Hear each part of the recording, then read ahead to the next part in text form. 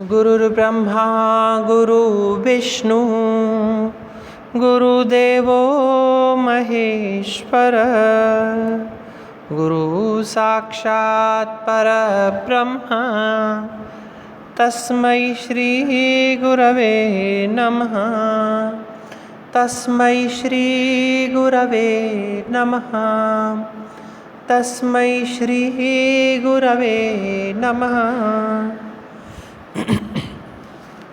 कल के व्याख्यान में हमने उपेंद्र वज्रा छंद पर प्रकाश डाला था।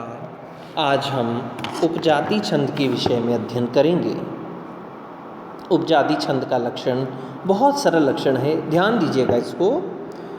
उपेंद्र वज्रा पुनरिंद्र वज्रा सम्मिश्रिते चेदुपजाति रेशा। उपेंद्र वज्रा और इंद्र वज्रा के मिश्रण से उपजाति छंद बनता है। इसका एक बहुत प्रचलित लक्षण यह है, अनंतरोदित लक्ष्म भाजौ पादौ यदीयौ उपजातयस्ता इत्थम किलासु अपि मिश्रितासु इत्थम किल अन्यासु अपि मिश्रितासु वदन्ति जातिष्विदमेव नाम। अब इसकी वृत्ति पर चर्चा करेंगे हम।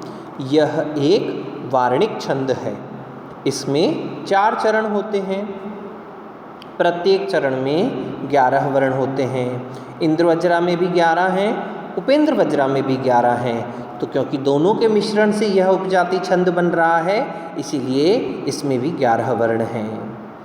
यह छंद उपजाति छंद और इंद्र वज्रा उपजाति छंद जो है इंद्र वज्रा और उपेंद्र वज्रा के सम्मिश्रण से बनता है। अब इंद्र वज्रा छंद का हमने लक्षण क्या पढ़ा था 2 दिन पूर्व? स्यादिंद्र वज्रा यदि तौ जगौ गह। वहाँ इंद्र वज्रा छंद होता है जहाँ पर गणों का क्रम क्रमशः तौ जगौ तगण तगण जगौ जगण ग गुरु और गह गुरु होता है, यानी त त ज गुरु गुरु। उसके पश्चात एक बार फिर देखिए इसको। तगण में क्या आता है? तारा ज गुरु गुरु लघु गुरु गुरु लघु। जगण में क्या आएगा? लघु गुरु लघु और गुरु गुरु। इसके पश्चात उपेंद्र वज्रा छंद का लक्षण भी हमने देखा था। उपेंद्र वज्रा में क्या था? उपेंद्र वज्रा जतजास ततो गो जतजास ततो गौ। प्रत्येक चरण में गणों का क्रम क्रमशः क्या रहेगा? जतजा जगण तगण जगण और गौ गह गौ। 2 गुरु जगण तगण जगण गुरु गुरु। जगण में क्या आएगा? ज भान लघु गुरु गुरु लघु गुरु लघु। और तगण में क्या आएगा? ता रा ज गुरु गुरु लघु। जगण में पुनः लघु गुरु लघु और 2 गुरु। आइए इसका उदाहरण, बहुत अच्छा सा उदाहरण है, नीति शास्त्र का यह उदाहरण है, ध्यान से देखिएगा। येषां न विद्या न तपो न दानम ज्ञानम न शीलम न गुणो न धर्मः ते मर्त्यलोके भुवि भारभूताः मनुष्यरूपेण मृगाश्चरन्ति। येषां न, ये में गुरु है ही, शा गुरु है, इसके ऊपर अनुस्वार भी है, गुरु है, और न लघु तो ता रा ज तगण। फिर आइए विद्या। वी के पीछे क्या है? द्या, संयुक्ताक्षर है, तो संयुक्ताक्षर से पूर्व वाला वर्ण भी क्या होगा? गुरु हो जाएगा। तो वी गुरु, द्या अपने आप में गुरु और लघु, न लघु हो जाएगा ता रा ज तगण। त लघु है, पो गुरु है, न पुनः लघु है, तो ज भान। दा गुरु है और न के पीछे हलंत वर्ण है, इसीलिए वह भी गुरु है। तो गुरु और गुरु। ता तगण तगण जगण गुरु और गुरु। स्याद इंद्र वज्रा यदि तौ जगौ गह। आ गया इंद्र वज्रा छंद आ गया। अब दूसरा देखिए इसका उदाहरण, दूसरी पंक्ति दूसरा चरण देखिएगा। ज्ञानम, ज्ञा गुरु है, न के ऊपर अनुस्वार होने के कारण से यह गुरु है। न लघु है, दूसरा न लघु है। शी गुरु है, लम ल के ऊपर अनुस्वार गुरु और न लघु। फिर गुणों, गु छोटे ऊ की मात्रा, ह्रस्व होने के कारण से लघु, णो गुरु और न लघु। फिर धर, धर रम संयुक्ताक्षर से पूर्व होने के कारण से ध गुरु है और म के पीछे विसर्ग होने के कारण से म भी गुरु है। वापस यहाँ पर स्यादेन्द्र वज्रा यदि तऊ जगौग त त ज गुरु गुरु। फिर वापस तीसरे चरण में देखिए, ते मर्त्य लोके। अब कुछ बच्चे इसमें कहते हैं कि मर्त्यलोक और मृत्युलोक, आप मर्त्यलोक भी आता है, कुछ जगहों पर पाठ भेद होने के कारण से मृत्युलोक भी आता है। अब अ करेंगे तो भी ह्रस्व है और ऊ ह्रस्व होने के कारण से दोनों परिस्थितियों में यहाँ पर वर्ण तो लघु ही रहेगा। ते में गुरु है, मर्त्य संयुक्ताक्षर से पूर्व होने के कारण से म गुरु और य लघु, और यूँ करेंगे तो हम तो भी लघु रहेगा। लोके, लो में ओ गुरु हो गया, के में ए गुरु है, भुवि का भू ह्रस्व है तो तगण ताराज। फिर आइए, वी छोटे ई की मात्रा लघु, भा दीर्घ र पुनः ह्रस्व लघु तो लघु गुरु लघु जभान जगण। फिर भू में बड़े ऊ की मात्रा गुरु और ता में विसर्ग आ गया तो गुरु। इंद्रवज्रा पुनः आ गया इसमें। तो 3 चरणों में हमने इंद्रवज्रा देखा है। अब देखते हैं चौथे चरण में क्या आता है। मनुष्य, म में लघु, नु छोटा होने के कारण पीछे श्य संयुक्ताक्षर है, संयुक्ताद्यम नियम से यह गुरु हो जाएगा, यह लघु। तो कौन सा हो गया, जभान।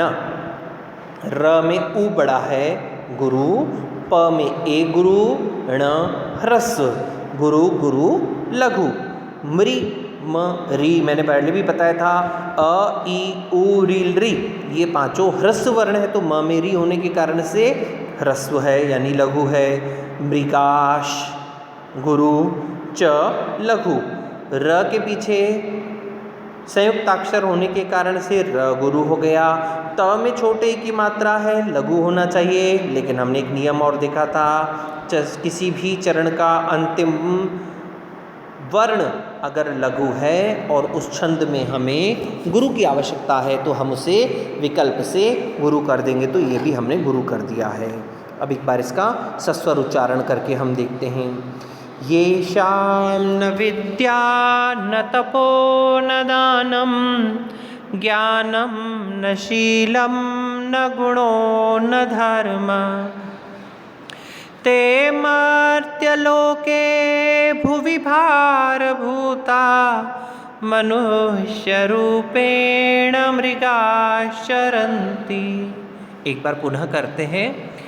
येषां न विद्या न तपो न दानं ज्ञानं न शीलं न गुणो न धर्म ते मर्त्युलोके भुवि भारभूता ते मृत्युलोके भुवि भारभूता मनुष्यरूपेण मृगाश्चरन्ति मनुष्यरूपेण मृगाश्चरन्ति।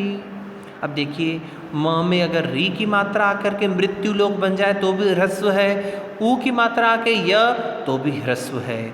अब मैंने एक शब्द का उच्चारण ज्ञ और कभी ज्य किया था। वस्तुतः यह जो ज्ञ शब्द है, ज्ञ से ज्ञान वाला, यह ज च छ ज ज और च छ ज झ य ज्य से बना है, लेकिन परंपरा में लोगों के द्वारा इसका ज्ञ उच्चारण किया जाता है।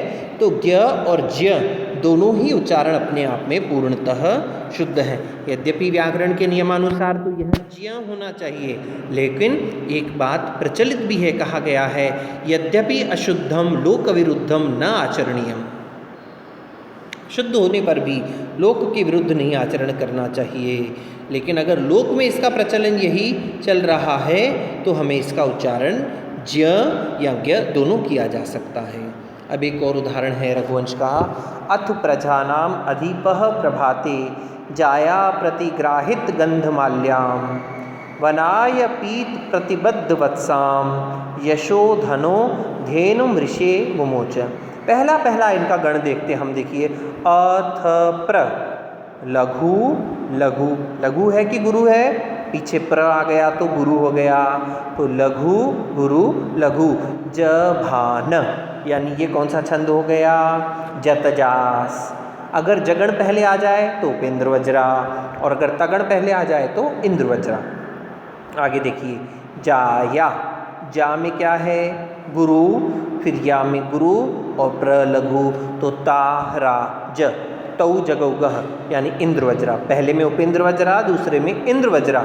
अब वापस देखिए तीसरा चरण क्या है, ज भा न, लघु गुरु लघु, तो कौन सा हो गया वापस यहाँ पर, उपेंद्र वज्रा। फिर यशोधनों में कैसा है, य शो ध, य लघु, शो गुरु और ध पुनः लघु, यानी जभान। इससे पहले वाले उदाहरण में 3 इंद्र वज्रा 1 उपेंद्र वज्रा का था। अब इसमें द्वितीय चरण इंद्र वज्रा और बाकी 3 चरण जो है, यह द्वितीय चरण जो है वह इंद्र वज्रा का है। प्रथम तृतीय और चतुर्थ चरण उपेंद्र वज्रा होने के कारण से यहाँ पर भी उपजाति छंद है। अभिज्ञान शाकुंतलम का बहुत प्रसिद्ध श्लोक है, संप्रधानेषु तपोधनेषु गूढ़ं हि दाहात्मकमस्ति तेज, स्पर्शानुकूला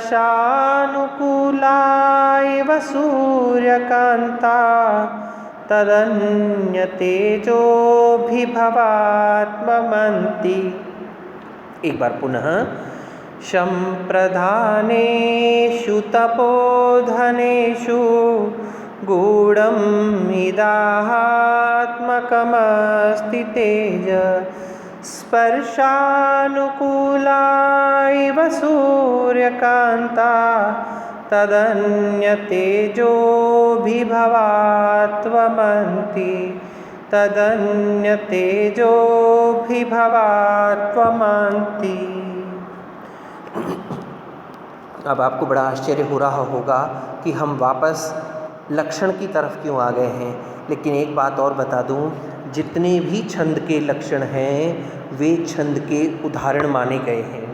आप इसमें देखिए अनंत, लघु गुरु लघु, जभान उपेंद्र वज्रा आ गया, पादौय गुरु गुरु लघु, कौन सा आ गया, ताराज तगण आ गया, इत्थम तारा, फिर की में ज तगण आ गया, फिर वदंती लघु गुरु लघु, यह पुनः उपेंद्र वज्रा आ गया। इंद्र वज्रा और उपेंद्र वज्रा, दो चरणों में इंद्र वज्रा और उपेंद्र वज्रा का उदाहरण अभी हमने देखा। एक चरण में इंद्र वज्रा, 3 में उपेंद्र वज्रा था, एक में उपेंद्र वज्रा 3 में इंद्र वज्रा था, लेकिन इस लक्षण में 2 इंद्र वज्रा और 2 उपेंद्र वज्रा के भी उदाहरण मिलते हैं। इसलिए हमने देख लिया 1 3 3 1 और 2 2 वाला मिश्रण, हम तीनों प्रकार के उदाहरणों का अध्ययन कर चुके हैं। कल के विषय में, कल के व्याख्यान में हम 12 वर्ण वाले किसी छंद के विषय में चर्चा करेंगे। तब तक के लिए ओम शांति।